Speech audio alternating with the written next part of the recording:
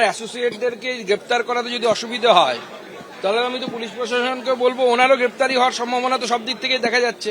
অ্যাসোসিয়েটদের সাথে তাহলে উনি থাকতে পারবেন গ্রেপ্তার হলে, ওনারও গ্রেপ্তার হলে পরে ভালোই হয়, সবাই মিলে একসাথে বসবেন জেলের ভেতরে।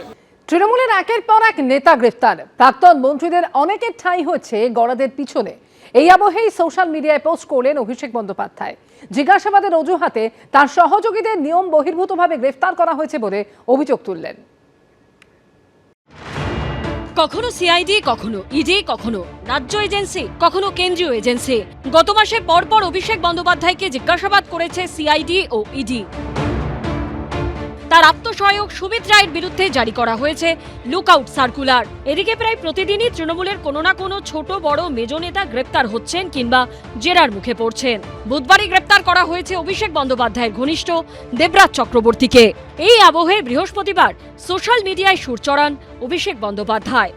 সোশ্যাল মিডিয়ায় তিনি লেখেন, গত কয়েক সপ্তাহে জিজ্ঞাসাবাদের অজুহাতে পশ্চিমবঙ্গ পুলিশের এসটিএফ ও সিআইডি কোনো যথাযথ নোটিশ ছাড়াই এবং আইনি সুরক্ষার মৌলিক নিয়ম লঙ্ঘন করে আমার অফিসের কর্মী বা আমার সহকারী প্রায় 25 জনকে হঠাৎ তলব করেছে অথবা যথেচ্ছভাবে তুলে নিয়ে যাওয়া হয়েছে।